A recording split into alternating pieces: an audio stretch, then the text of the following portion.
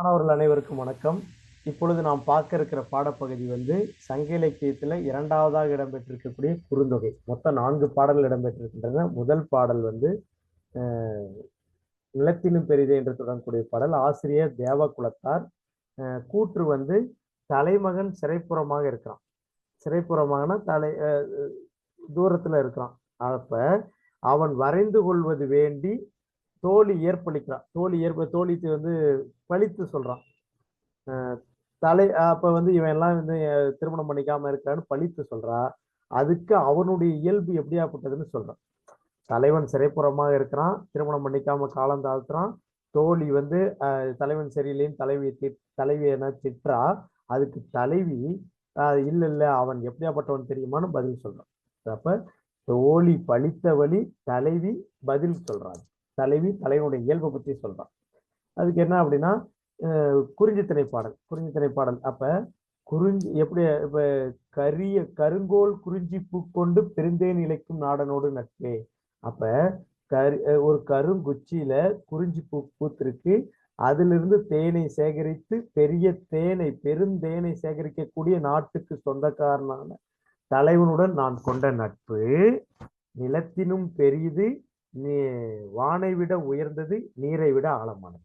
சரியா? மீண்டும் ஒரு முறை சொல்றேன், நல்லா பார்த்துக்கோங்க.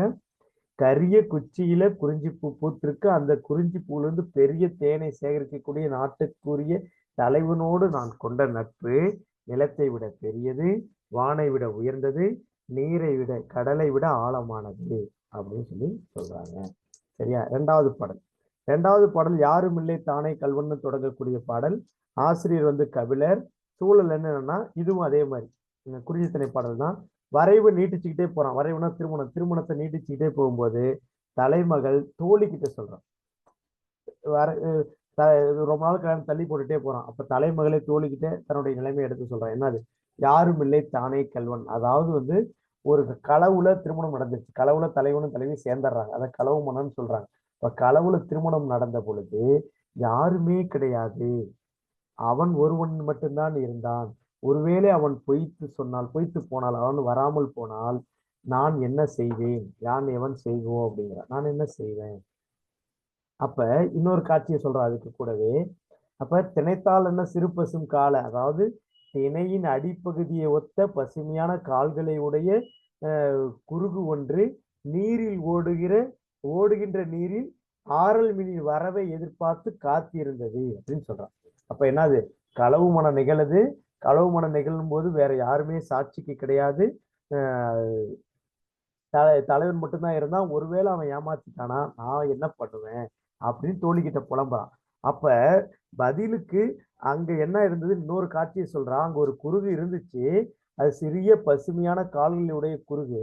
அந்த குருகு ஓடுகிற நீர்ல ஆறல் மீனின் வரவை எதிர்பார்த்து காத்திருந்தது. அப்படின்னு என்னது? அந்த குருகும் அதனுடைய வேலையை பார்த்துட்டு இருந்துச்சு, எங்களை பார்க்கல. அப்ப இவளுடைய நிலைமை அந்த பரிதாபம் அப்படிங்கிற மாதிரிதான் அவர் சொல்றார். மூன்றாவது பாடல் குறிஞ்சியோட மூன்றாவது பாடல். அதுவும் குறிஞ்சித்திணை தான். சரி, குறுந்தொகையோட மூன்றாவது பாடல் குறிஞ்சித்திணை தான். கருங்கற்தாக்களின் தொடங்கக்கூடிய பாடல். ஆசிரியர் கடுந்தோட் கரவீரன்.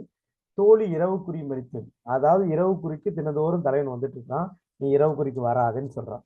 இப்போ வராதுன்னு சொன்னா அர்த்தம் நீ திருமணத்துக்கு வான அர்த்தம். அப்ப இரவு குறி மறுக்கிறான். என்ன சுச்சுவேஷன்னா, கரிய கண்களையும் தாவும் தொழிலையும் உடைய ஆண் குரங்கு இறந்து விட்டால் தனித்து வாழ முடியாத பெண் குரங்கு, மிகுந்த காதலை உடைய பெண் குரங்கு தன்னுடைய தாவுதல் தொழிலை அறியாத குட்டி குரங்க ஒரு உறவினர்கிட்ட ஒப்படைச்சிட்டு பெரிய மலையில ஏறி தன் உயிரை மாய்த்து கொள்ளுமோ. அது போன்ற அந்த நாட்டுக்கு உரியவன் நீ இரவு நேரத்துல அது போன்ற துன்பம் நிறைந்த பகுதியில வராத, எங்களுக்கு அச்சமாக இருக்கிறது, நீங்கள் நீரோடி வாழ வேண்டும் அப்படின்னு சொல்றான். இப்ப நீங்கள் நீரோடி வாழ வேண்டும்னு என்ன அர்த்தம்? நீ வாழ்ந்தாதான் நான் வாழ முடியும்னு அர்த்தம். சரியா? அப்போ ஒரு ஆண் குரங்கு, அந்த ஆண் குரங்கு நல்ல தாவுதல் தொழிலும் கரிய கண்களையும் உடைய ஆண் குரங்கு இறந்து விட்டால் அதனோடு இணையரான பெண் குரங்கு, மிகுந்த காதலையுடைய பெண் குரங்கு தனித்து வாழ முடியாத நிலையில அப்ப என்ன செய்யணும்? தனக்கிட்ட இருக்கிற குட்டிய பக்கத்துல இருக்கக்கூடிய உறவினர்கிட்ட ஒப்படைச்சிட்டு பெரிய மலையில ஏறி குதிச்சு உயிரை விட்டுருது. அந்த நிலத்துக்கு சொந்தக்காரன் நீ இரவு நேரத்துல வராத, எங்களுக்கு வருத்தமாக இருக்கிறது, பயமாக இருக்கிறது, நீங்கள் நீரோடி வாழ வேண்டும் அப்படின்னு எடுத்துக்கணும். ஆண் குரங்கை பிரிந்து வாழ முடியாத பெண் குரங்குக்குரிய ஒரு நாடு. அப்ப உன்னை பிரிஞ்சு வாழ முடியாத தலைவி இங்க இருக்கிறாள்ல, அப்ப நீ ஒரு குரங்கே இப்படி இருக்குதுன்னா நீ எப்படி இருக்கணும் அப்படின்னு தலைவனுக்கு உணர்த்துறா. அதே நேரத்துல இரவு நேரத்துல வராதுன்னு சொல்ற. அப்ப திருமணத்துக்கு வாணும் மறைமுக அர்த்தம். 4வது பாடல் என்ன அப்படின்னா மருதத்திணை பாடல். மருதத்திணைனா மருதத்திணை வந்துட்டா பெரும்பாலும் பரத்தைக்கிட்ட தலைவன் பிரிஞ்சு போயிடுவான். அப்ப மீண்டும் தலைவி கிட்ட வருவான். அப்ப வரும்போது அதனுடைய சூழ்நிலையை அதை எதிர்ப்போ அல்லது அதுக்கு பதில் சொல்ற மாதிரியோ பாடல்கள் அமையும். அப்படி இங்க ஒரு பாடல் தோழி சொல்றா, அப்படி போயிட்டு வரான். மிளைக்கந்தன் பாடிய ஒரே ஒரு அழகான பாடல். வாயில் வேண்டி புக்க கிழவருக்கு தோழி புரி.